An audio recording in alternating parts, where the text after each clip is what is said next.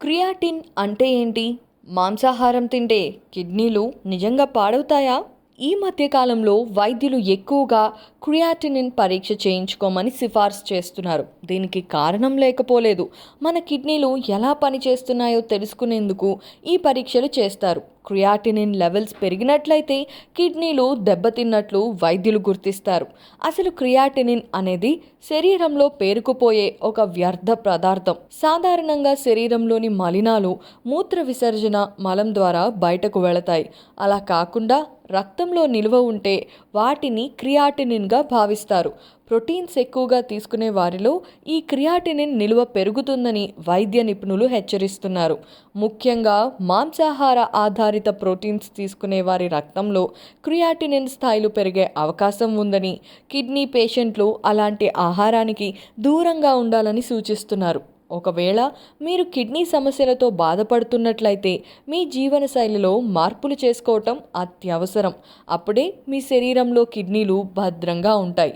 కిడ్నీలు దెబ్బతిన్నట్లయితే క్రియాటినిన్ నిల్వలు పెరిగిపోయి కిడ్నీ ఫెయిల్యూర్ అయ్యి ప్రాణాంతకమయ్యే ప్రమాదం కూడా ఉంది. అయితే మన శరీరంలో క్రియాటినిన్ నిలువను తగ్గించే కొన్ని ఆహార పదార్థాల గురించి ఇప్పుడు మనం తెలుసుకుందాం. ఆరోగ్యకరమైనటువంటి ఆహారపు అలవాట్లతో క్రియాటినిన్ నిల్వలను తగ్గించుకోవచ్చు. అందుకే ఈ డైట్ టిప్స్ పాటించండి. ముఖ్యంగా ప్రోటీన్ ఆహారం తగ్గించాలి. మన శరీరానికి అత్యంత అవసరమైన ప్రోటీన్ ఫుడ్ కిడ్నీలకు భారం అవుతుంది అని వైద్యులు తెలుపుతున్నారు. ఒకవేళ మీకు కిడ్నీ సమస్యలు ఉన్నట్లయితే అధిక ప్రోటీన్ ఉండే ఆహారాన్ని తగ్గిస్తే మంచిది అని చెబుతున్నారు.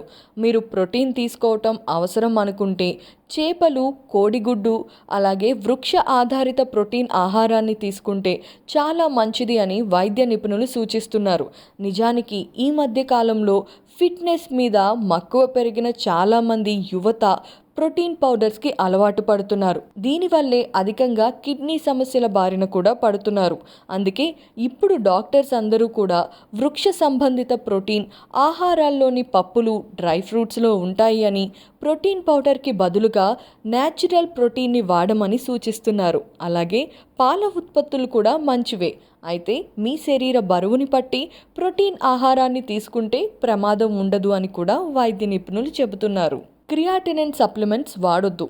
మన శరీరంలో క్రియాటినిన్ అనేది కాలేయం ఉత్పత్తి చేస్తుంది. క్రియాటినిన్ మన కండరాలలో శక్తిని ఉత్పత్తి చేసేందుకు ఉపయోగపడుతుంది. కండరాలు పెరిగేందుకు కూడా దోహదం చేస్తుంది. సాధారణంగా అథ్లెట్స్ జిమ్ముకు వెళ్లే అలవాటు ఉన్నవారు ప్రోటీన్ సప్లిమెంట్స్ తీసుకుంటారు. వీటి వల్ల శరీరంలో అనవసరంగా క్రియాటినిన్ నిల్వలు పెరిగే అవకాశం ఉంది. అందుకే కిడ్నీల సమస్యలు ఉన్నవారు ప్రోటీన్ సప్లిమెంట్లకు దూరంగా ఉండాలి. నీళ్లు ఎక్కువగా తాగండి. నీళ్లు ఎక్కువగా తీసుకోవడం ద్వారా మన శరీరంలో క్రియాటినిన్ నిల్వలను తగ్గించుకోవచ్చని వైద్యులు చెబుతున్నారు.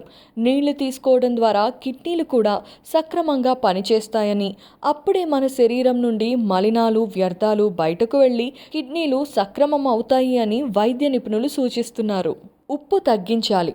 ఉప్పుని కూడా అతిగా తినటం వల్ల రక్తపోటు భారీగా పెరుగుతుంది.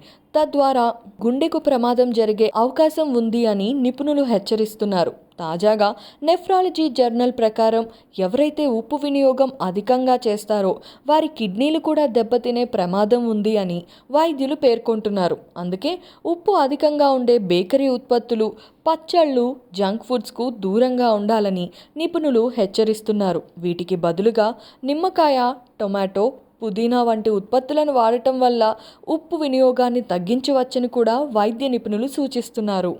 ఫైబర్ ఎక్కువ ఉన్న ఆహారం తీసుకోవటం.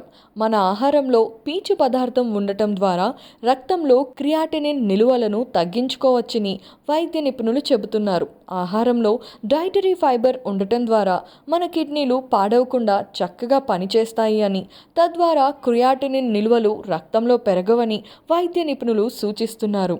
క్రియాటినిన్ నిల్వలు పెరగకుండా ఉండాలంటే కూరగాయలు, పండ్లు, ఆకుకూరలను తినాలని కూడా సూచిస్తున్నారు. ఏదైనా సరే మితంగా తీసుకుంటూ మన ఆరోగ్యానికి మనం బాధ్యత వహిస్తే ఎప్పుడూ మన అవయవాలు మనకి సపోర్ట్గానే ఉంటాయి.